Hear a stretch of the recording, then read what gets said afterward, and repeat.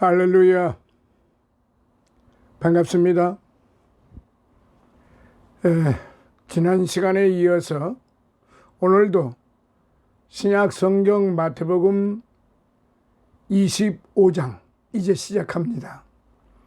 25장 이제 본문을 먼저 같이 읽으시도록 그렇게 하겠습니다. 마태복음 25장 오늘은 세 부분으로 나누어서 말씀을 드리도록 할게요. 25장은 세 부분으로 구분해서 말씀을 드릴 터인데 1절로부터 13절까지 열 처녀의 비유, 그리고 14절로부터 30절까지 달란트 비유, 그리고 31절로부터 46절까지 최후에 있을 심판, 이렇게 말씀을 나누어서 드리도록 하겠습니다. 먼저 1절로부터 13절까지 열 처녀 비유에 대해서 같이 읽으시도록 하시겠습니다.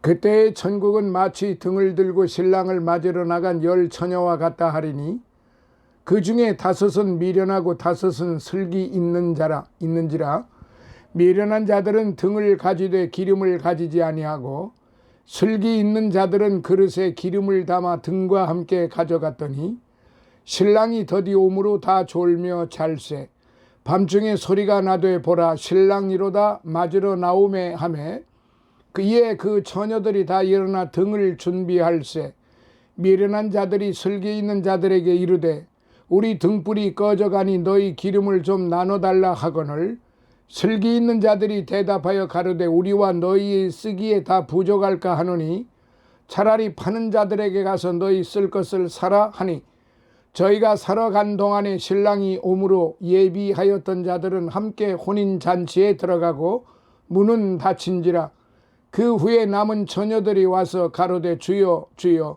우리에게 열어 주소서. 대답하여 가로되 진실로 너희에게 이르노니 내가 너희를 알지 못하노라 하였느니라. 아멘. 13절 한 절 더 있습니다. 그런즉 깨어 있으라 너희는 그날과 그 시를 알지 못하느니라. 아멘.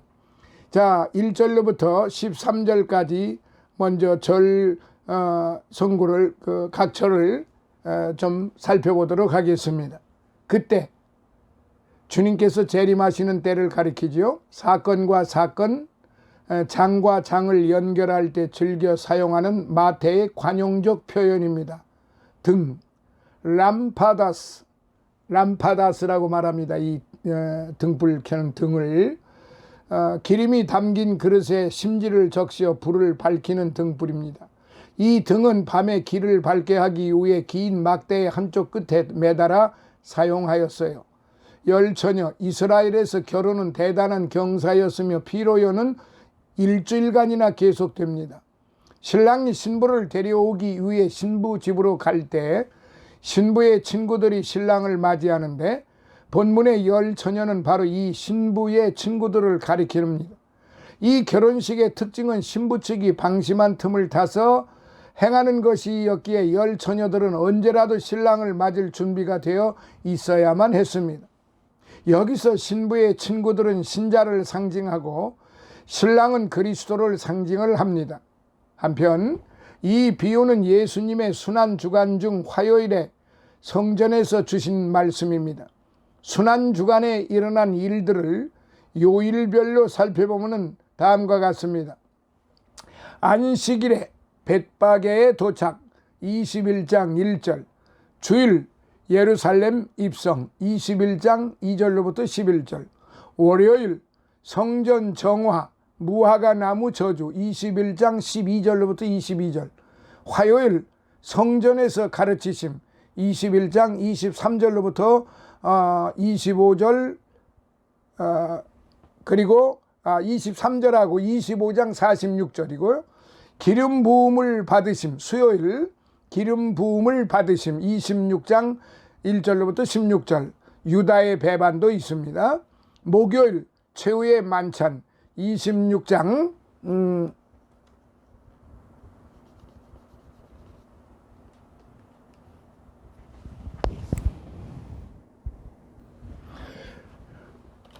예, 미안합니다. 전선이 좀 갑자기 나가서 컴퓨터가 다운이 됐습니다. 계속 진행합니다.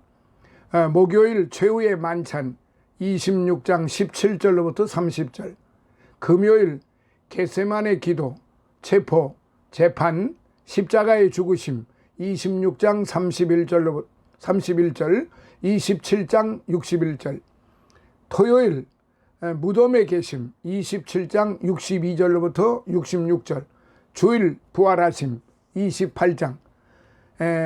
지금까지 말씀드린 것이 한 주간 동안에 있어졌던 순환주간의 행적입니다.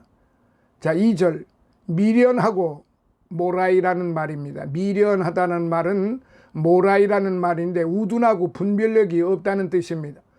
슬기로운 자와 대조되어 사려 깊지 못하고 어리석어서 종말을 준비하는 자들을 상징을 하는데, 여기서 신랑을 기다리는 10명의 여자 중 절반은 미련하여 등 기름을 충분하게 준비하지 못하였다는 그런 사건입니다.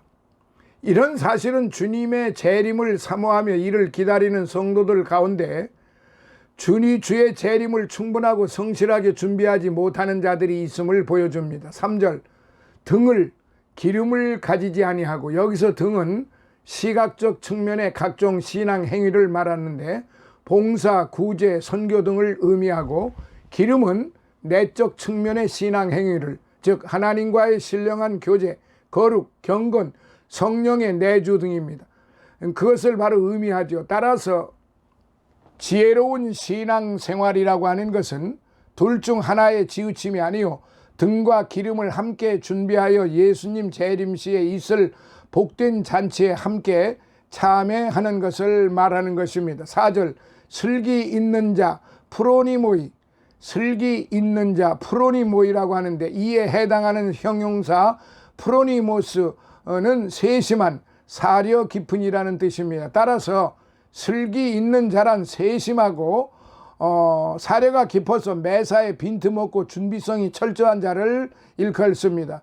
실로 미련한 자가 나태함에 사로잡혀 있는 것과는 좋은 대조를 이룹니다. 그릇에 기름을 담아 가져갔더니, 그릇에 기름을 담아 가져갔더니 준비하는 신앙입니다. 곧 하나님과의 신령한 교제와 외적인 봉사 등의 신앙을 모두 갖춘 것을 가리킵니다. 칼빈이 말했습니다. 이 5절 신랑이 더디 오므로 재림이 생각 이상으로 지체될 것이 암시되어 있는 구절입니다. 누가복음 19장 11절. 실로 당시 임박한 종말 사상에 사로잡혀 있던 자들에게는 지속적인 인내를 요구하는 말씀이라 할 수 있습니다. 다 졸며 잘세 애니스 탁산 파사이 카이 에카듀논 두돈, 애니스 탁산 파사이 카이 에카듀돈이라는 말인데, 여기서 전자의 졸다는 순간적으로 잠깐 조는 것을, 그리고 후자의 잘세는 완전하게 잠에 빠진 숙면 상태를 일컬습니다. 실로 조는 것이나 자는 것이 악한 행위는 아니었지만은 미련한 여인들은 사전에 기름을 준비하지 않은 탓에 혼인잔치에 참여하지 못하는 큰 슬픔을 당하였던 것이죠. 6절 밤중에 맞으러 나오라. 유대의 결혼식은 일반적으로 해가 지고 그들의 개념으로 하루가 시작되려는 즈음에 오후 6시에 시작되나 더러는 늦은 밤에 신랑이 오는 수도 있었습니다. 마찬가지로 본문에서처럼 예수님의 재림 역시 일반적 기대에 맞춰 이루어지지는 않을 거예요. 소리, 신랑이 온다는 외침입니다. 이런 갑작스러운 외침은 마치 뜻하지 않은 때에 그리스도의 재림을 알리는 천군 천사의 나팔 소리를 연상케 하는데, 데살로니가전서 4장 16절, 7절 등을 준비할세. 마침내 신랑이 도착하여 처녀들은 마중을 나갔습니다. 그제서야 비로소 미련한 처녀들은 기름이 없음을 후회하였어요. 이렇듯 본절은 준비하지 못한 자는 마지막 순간에 자신 있게 주님 앞에 나설 수 없을 것임을 교훈하는 말씀입니다. 8절 꺼져가니 등잔의 기름이 거의 바닥나서 등불이 깜빡거리며 꺼져가는 상태를 실감나게 묘사한 표현인데요. 이는 끊임없이 성령의 능력을 공급받지 못한 자의 영적 무기력을 상태를 보여줍니다. 기름을 좀 나눠달라? 미련한 자들의 허둥대는 모습, 준비하지 못한 자는 종말에도 허둥대고 당황하여 절박한 심정으로 매달리게 될 것입니다. 9절 차라리 사라 하니 이 같은 단호한 거절이 증거하는 바는 구원과 영생이란 타인의 공적으로 이루어지는 것이 아니라 단지 하나님과 자신 간의 직접적인 만남을 통해서만 가능하다는 사실이에요. 더욱이 성령이란 인위적으로 이양할 수 있는 성질이 아닙니다. 이는 오직 하나님만이 주실 수 있고 또 하나님을 만난 자만이 그 심령을 소유할 수 있는 것이에요. 한편 혹자는 미련한 처녀에게 기름을 나누어 주기를 거절한 슬기로운 처녀들의 행위를 도덕적 측면에서 몰인정한 처사로 그렇게 비난하기도 합니다. 그러나 구원은 도덕과 윤리 그 이상의 종교적인 문제입니다. 구원은 도덕과 윤리로 받는 게 아니에요. 그 이상의 종교적인 문제일 뿐만 아니라 하나님의 전적인 권한에 속한 일로 주님의 재림 시에는 어느 누구도 이웃의 구원 문제에 관여할 수가 없습니다. 10절 살아간 동안에 다친지라. 예수님의 재림 이후에 기름을 준비한다는 것이 허사임을 보여줍니다. 천국문은 신속히 그리고 영구히 닫혀질 것이기 때문입니다. 11절 그 후에 혼인잔치가 시작이 되고 잔치집의 문이 닫힌 후에 이는 영적으로 천국문이 닫힌 후를 가리키는데 실로 천국문은 한 번 열면 닫을 자가 없지만 한 번 닫으면 열 자가 없다. 계시록 3장 7절의 말씀. 그래 주여 주여 우리에게 열어주소서. 미련한 자들의 간청입니다. 이들에게 예수님께서는 나더러 주여 주여 하는 자마다 천국에 들어갈 것이 아니요 다만 하늘에 계신 내 아버지의 뜻대로 행하는 자라야 들어가리라. 7장 21절에도 말씀이 있고 이미 선언하셨습니다. 12절 내가 너희를 알지 못하노라. 준비치 못한 영혼에 대한 최종적 선언의 말씀이에요. 실로 이 선언은 그 자체가 심판이요 멸망을 확증하는 것입니다. 13절 그런즉 깨어있으라. 지금껏 계속되어 온 종말 비유의 결론입니다. 중심되는 구절이죠. 24장 42절로부터 44절의 말씀이 이제 곧 다음 시간에 나옵니다. 깨어있으라는 것은 영적으로 잠들지 말라는 의미로 늘 깨어있어 예수님이 다시 오실 날을 대비하라는 교훈의 말씀입니다. 그래서 인자가 오는 엔 헤오 휘오스투 안드로프 에르게타이 엔 헤오 휘오스투 안드로프 에르게타이라는 말이 추가되어 그 의미를 분명히 합니다. 자 그렇다 그러면은 지금 각 절 1절로부터 13절까지 같이 이제 말씀을 드렸는데요. 이제 이 말씀에 대해서 우리가 한번 좀 더 구체적으로 살펴볼 필요가 있는 것입니다. 자, 우리가 전반적으로 생각해 볼 때 이제 25장에는 전장과 마찬가지로 종말과 재림에 관한 내용으로 구성이 되어 있어요. 특히 본장은 종말에 관한 3가지 비유를 통해서 말세를 살아가는 성도들에게 하나님께서 원하시는 삶의 방식이 무엇인지를 명확히 보여주고 계십니다. 그리고 무엇보다 그리스도의 재림을 대망하는 신앙 자세를 굳게 지니도록 교훈하는 말씀이에요. 구체적으로 25장에는 열 처녀의 비유 1절로부터 13절, 달란트의 비유 14절로부터 30절, 그리고 양과 염소의 비유 31절로부터 46절의 말씀이 언급되어 있어요. 25장에 나타난 3가지 비유를 자세히 살펴보면 예수 그리스도와 성도 간의 관계를 서로 다른 각도에서 설명하고 있음을 알 수 있어요. 즉 맨 처음 언급되는 10처녀의 비유에서는 신랑과 신부의 관계로, 그 다음 달란트 비유에서는 주인과 종의 관계로, 마지막에 언급되는 양과 염소의 비유에서는 왕과 백성의 관계로 각기 설명되고 있는 점입니다. 자, 13절까지의 말씀을 한번 좀 정리를 해보겠습니다. 10처녀의 비유는 유대인들의 결혼 관습을 배경으로 해서 우리에게 주님의 재림이 지연될 것과 불시에 임할 것을 가르치고, 더불어 그 재림을 지혜롭게 준비하고 있어야 할 것을 가르치는 말씀입니다. 특히 우리는 이 비유 속에서 참된 그리스도인의 모습을 발견하게 됩니다. 즉 그리스도인으로서 우리는 그리스도의 말씀을 따라 생활하며 그 이름을 존귀케 하고 나아가 그분의 재림을 고대하며 기다리고 있어야 한다는 것이죠. 자, 첫 번째, 지혜로운 처녀와 어리석은 처녀에 대해서 살펴봅니다. 먼저 본문에서는 참되고 신실한 그리스도인은 지혜로운 처녀로, 위선적인 그리스도인은 어리석은 처녀로 그려지고 있어요. 특히 여기서 우리는 예수 그리스도인에게 있어서 지혜로움과 어리석음을 구별하는 참된 근거는 지식의 유무가 아니라 그 영혼의 상태라고 하는 점에 주의해야 합니다. 오늘날 교회에서 좀 더 앞서 있고 이제 좀 더 지식이 있는 자들의 가장 실수하는 점이 유무를 가린다는 사실입니다.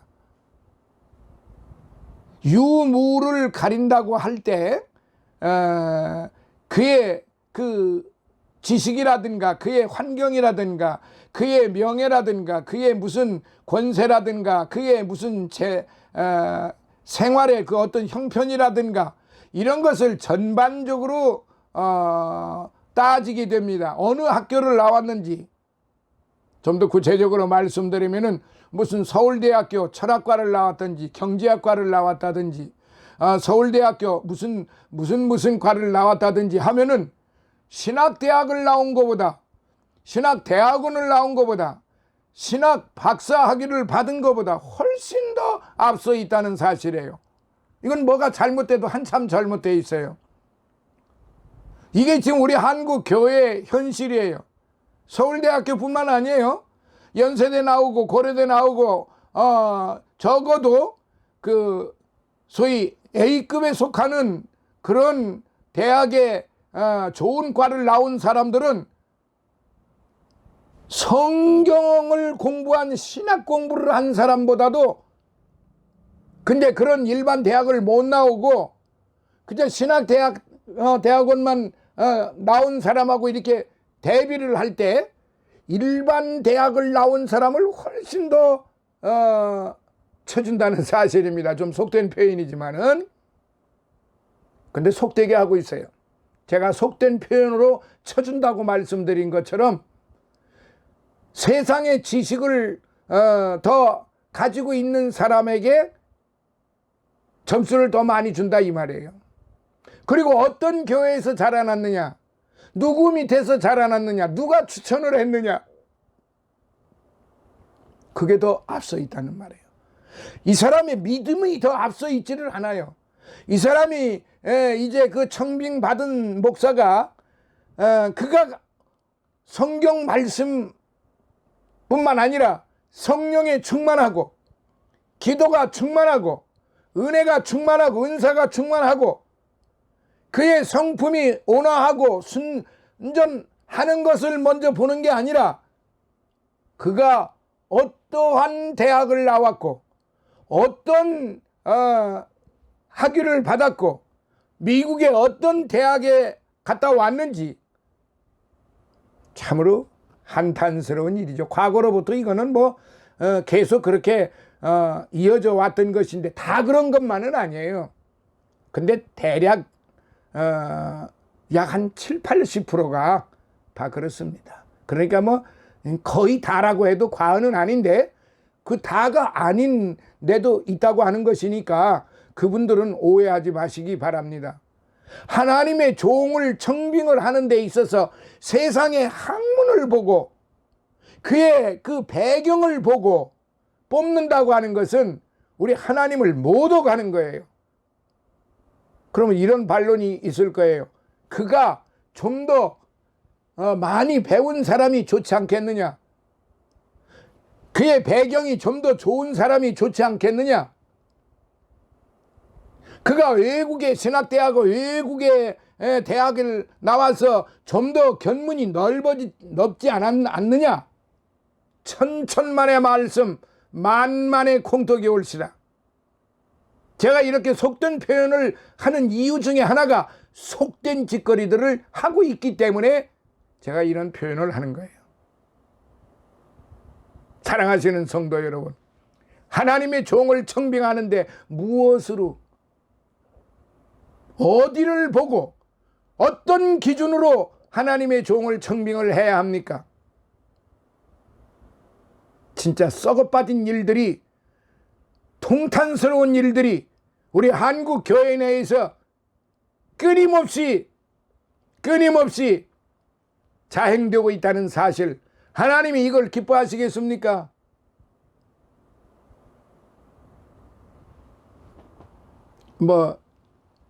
그렇지 않은 분들은 오해 없으시기 바랍니다. 그렇지 않은 교회들도 있기 때문에 그렇습니다. 정말로 믿음으로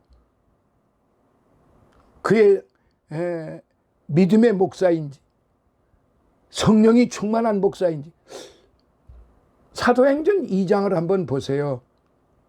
교회 청지기를 뽑을 때 사도들이 집사로 그 일을 시킬 만한 사람들을 7명을 뽑았는데 그 7명이 어떤 사람들이냐? 성령이 충만한 사람이라고 그랬어요. 그거 이상도 아니고 이하도 아닙니다. 성령이 충만한 사람. 오늘 한국 교회가 정말로 회개하고 정말로 정신 차려야 할 일이 성령이 충만한 목회자를 청빙하는 것입니다. 성령이 충만한 장로를 세우는 것입니다. 성령이 충만한 집사를 세우는 것입니다. 그저 자기네들이 교육시켜놓고 그냥 되나 안 되나 그냥 교회 1년 나왔으면은 집사 교육시켜서 서리 집사로 앉혀놓고 그가 잘하나 못하나 검토를 한 뒤에 그가 교회 헌금도 많이 내고 그가 열심으로 교회에서 그 교회 지도자가 시키는 대로 하면은 이제 그는 교회에서 인정을 받았으니까 남자 같으면은 안수 집사를, 여성 같으면 권사로. 그런데 안수 집사, 권사, 심지어는 서리 집사가 뽑히는데도 쩐이 들어간다는 것입니다. 제가 또 쩐이라고 이 속된 표현을 왜 쓰는 줄 아십니까? 속된 짓거리를 하기 때문에 쩐이라고 제가 말씀드립니다. 오해하지 마시기 바랍니다. 이거 비일비재한 거예요. 이게 부끄러운 일이에요. 그러나 이렇게 해서는 절대로 안 되기 때문에 아주 규정이 되어 있어요. 집사가, 서리 집사가 되면은 얼마, 권사가 되면은 얼마, 장로가 되면은 얼마, 아주 이게 규정이 되어 있어요. 대략. 부끄러운 일입니다. 우리 하나님 앞에 참으로 부끄러운 일입니다.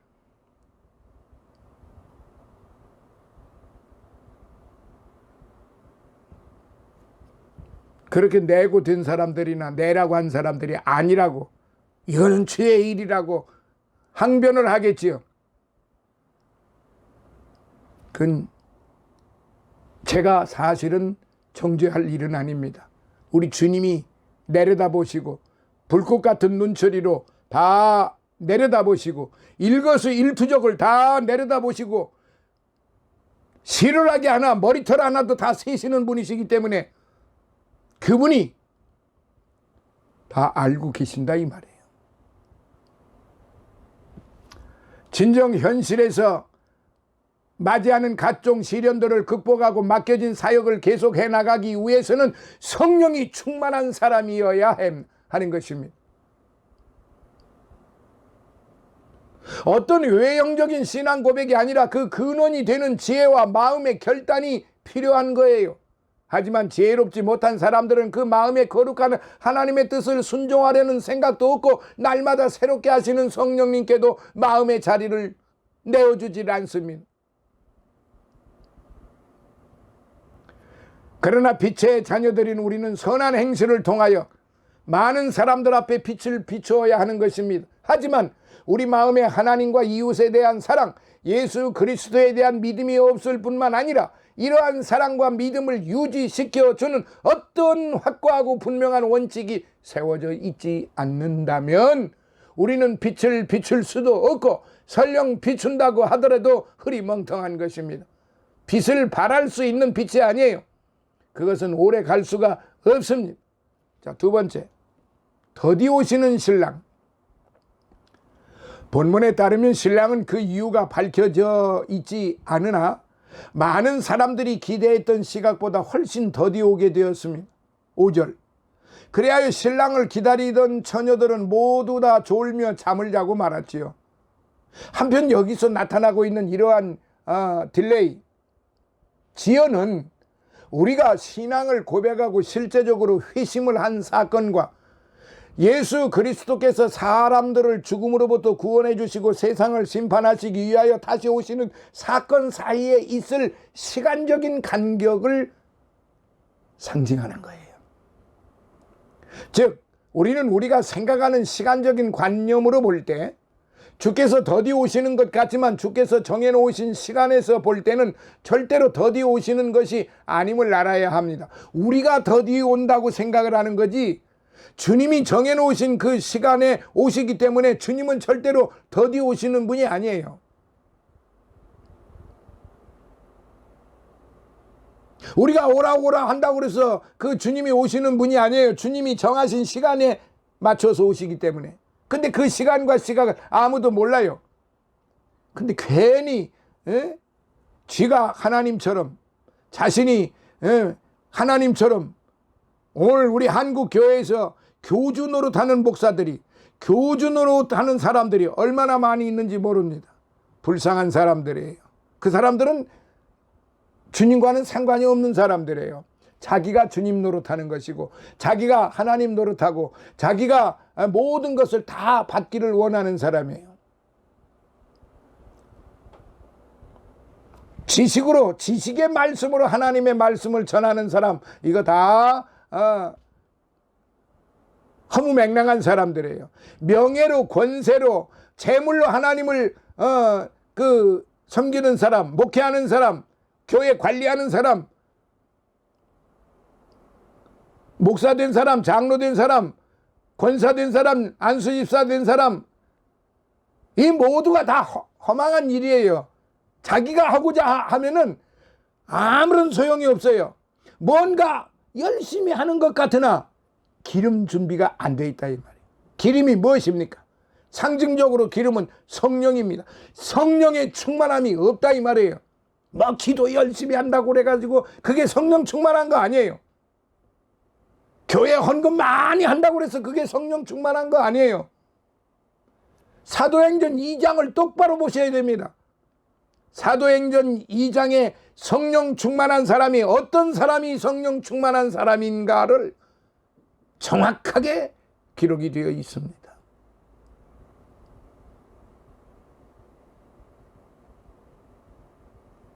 또 하나 오해 없으실 것은 정말로 성령 충만하신 분들이 교회에서 열심으로 기도하고 있고 열심으로 전도하고 있고 열심으로 구제하고 있고 열심으로 순종하고 있다고 하는 점 제가 부인하지 않습니다. 그분들은 정말로 겸손의 겸손을 가지고 누가 볼까 말까, 누구에게 보일까 말까, 오른손이 하는 것을 왼손이 모르도록 정말로 정성을 다하여 최선을 다해서 하시는 분들이에요. 그분들이 성령에 충만하신 분들이에요. 그냥 떠벌리고 하는 거, 그거 성령 충만한 거 아니에요. 무슨 구제한다고 막 산더미처럼 쌓아놓고, 담임 목사하고 뭐 장로들 뭐 집사들 거기 그냥 막 주렁주렁 달려서 사진 찍어놓고 그거 구제한다고 그래. 주님이 분명히 말씀하셨어요. 구제하는 일은, 남에게 베풀어주는 일은 오른손이 하는 일을 왼손이 모르도록.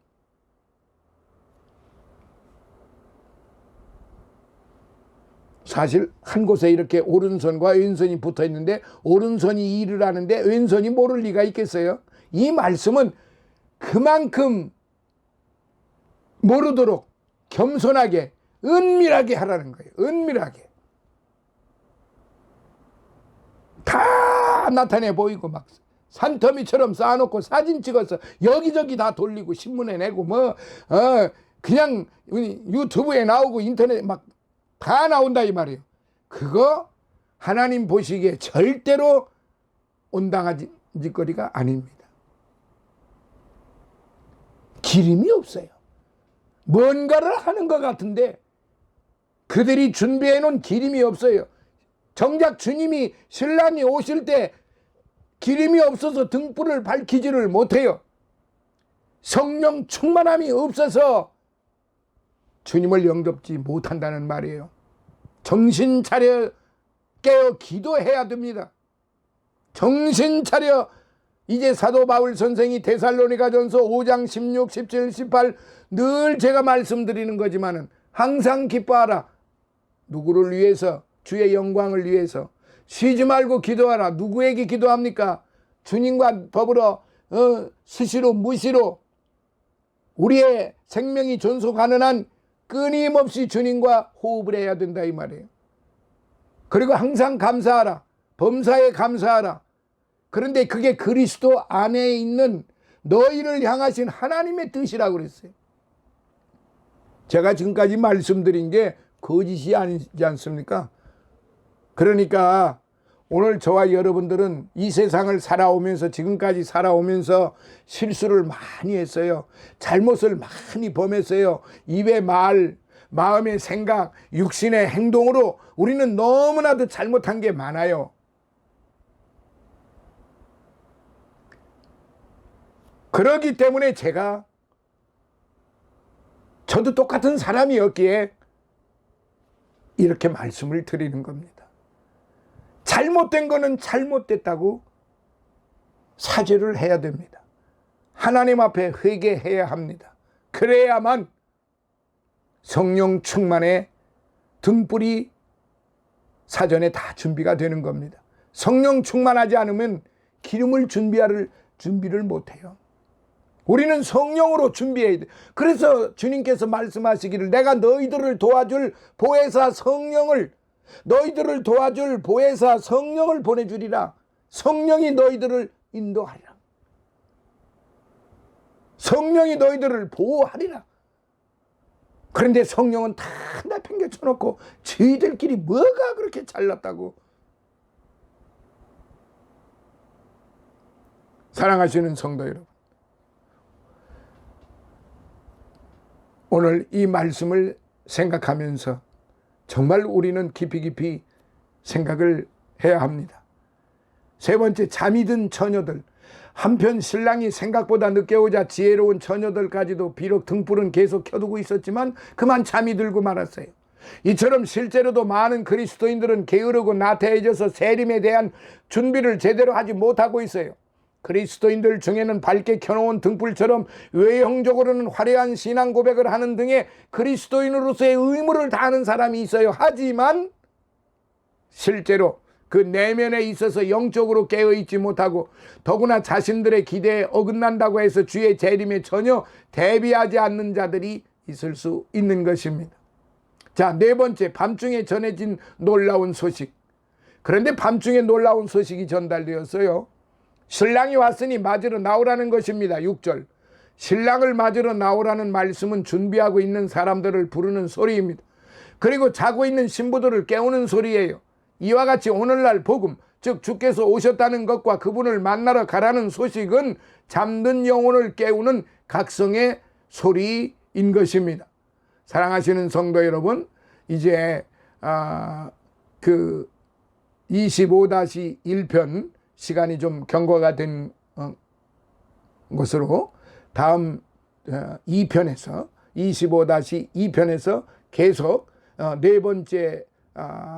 세 번째 이야기부터 좀 더 구체적으로 다시 말씀을 드리도록 할게요. 감사합니다. 두 번째 시간에서 다시 만나요. 할렐루야.